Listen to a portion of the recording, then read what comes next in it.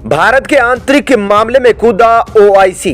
बदले में भारत ने 57 देशों को दिलाई नानी याद। पूरी दुनिया के सामने रूस ने कर दिया बड़ा खेल।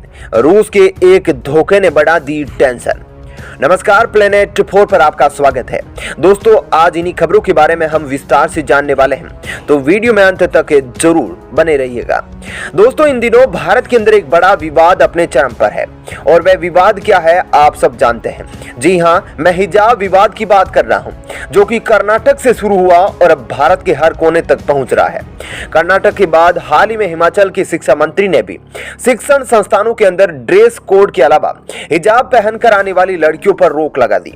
ऐसे में यह विवाद काफी ज्यादा हाई लेवल पर पहुंच गया है और इसमें बड़े बड़े लोगों ने अपने अपने तरीके से बयान दिए हैं। ऐसे में पाकिस्तान कहां पीछे रहने वाला। पाकिस्तान ने भी इस विवाद पर जहरीला जुबान खोला तो अमेरिका ने भी इस पर स्टेटमेंट दिया था। लेकिन दोस्तों, अब 57 देशों ने एक साथ भारत में उत्पन्न विवाद पर बयान दिया है। बोले तो 57 देशों का जो ओआईसी संगठन मुस्लिम देशों का है, अब उसने भारत को सिखाने की कोशिश की है कि सही क्या है और गलत क्या है।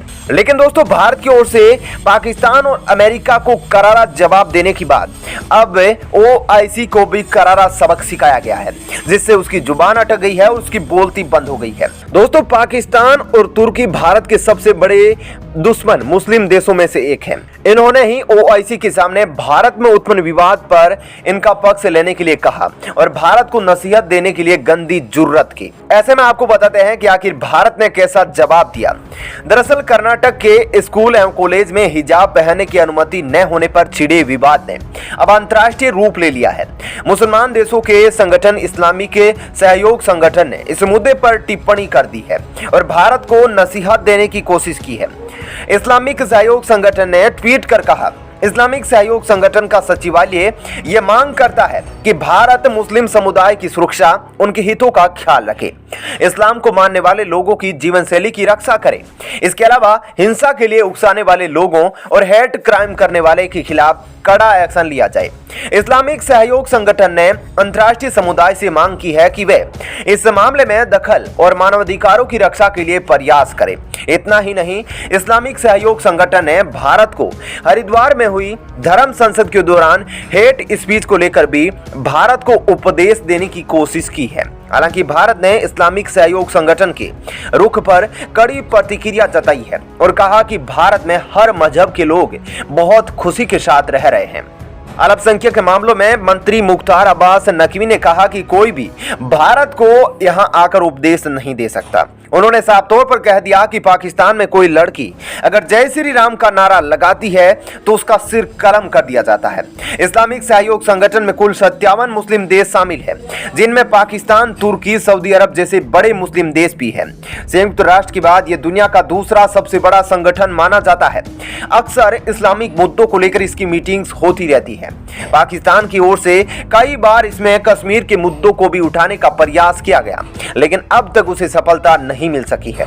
इसके अलावा भी दोस्तों, जो इस्लामिक संगठन है वह चीन के अंदर उइगर मुसलमानों के ऊपर हो रहे अत्याचार, पाकिस्तान और बांग्लादेश में हो रहे अल्पसंख्यकों और हिंदुओं पर अत्याचार पर कुछ भी नहीं बोलता है, लेकिन भारत को उपदेश देने के लिए आ जाता है। आपका क्या कहना है इस पर जरूर बताएं। तो दोस्तों, यह तो थी पहली खबर। अब बढ़ते हैं दूसरी खबर की ओर। दोस्तों, यह खबर रूस और यूक्रेन मामले को लेकर आ रही है, जिसमें एक नया मोड़ आ गया है और ऐसे मोड़ ने दुनिया को हैरत में डाल दिया है। चाहकर भी दुनिया सदमे से बाहर नहीं निकल पा रही है, क्योंकि रूस का एक ऐसा धोखा सामने आ रहा है। यूक्रेन पर रूसी हमले की कम संभावनाओं के बीच एक बड़ी खबर सामने आई है।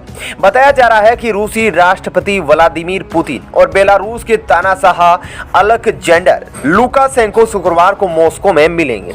हालांकि यह बताया गया है कि दोनों शीर्ष नेताओं के बीच यूरोपीय सुरक्षा और द्विपक्षीय संबंधों पर चर्चा होगी, लेकिन यूक्रेन से अपनी सेना को बेलारूस में शिफ्ट करने के बाद रूस के हमले की संभावनाओं से अभी भी इनकार नहीं किया जा सकता। बुधवार को जानकारी मिली है कि आगामी 18 फरवरी को रूसी राष्ट्रपति व्लादिमीर पुतिन राजधानी मॉस्को में बेलारूस के राष्ट्रपति अलेक्जेंडर लुकाशेंको से मिलेंगे।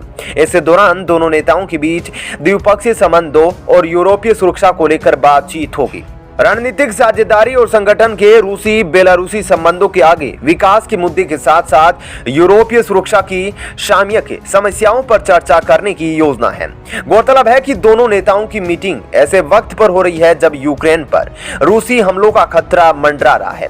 उधर रूसी सेना को पुतिन ने बेलारूस की तरफ भेज दिया है। अब दोनों नेताओं की आगामी शुक्रवार को मीटिंग हो रही है। माना जा रहा है कि यूक्रेन, अमेरिका और ब्रिटेन तीनों रूस पर कभी भी भरोसा करने को तैयार नहीं है। वहीं दूसरी ओर रूस ने भी आक्रमण की योजना से इनकार किया है और इसे पश्चिमी देशों का पागलपन करार दिया।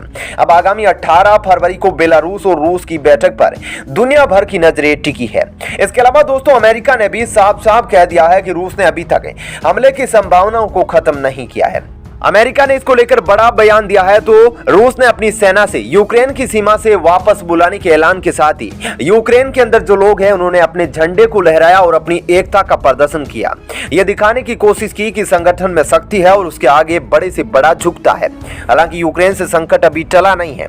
अमेरिका ने चेतावनी दी है कि रूस ने यूक्रेन के बॉर्डर पर 7,000 और सैनिकों को बढ़ा दिया है। अमेरिका और अन्य सहयोगी देशों का कहना है कि चुनौती अब भी खत्म नहीं हुई है।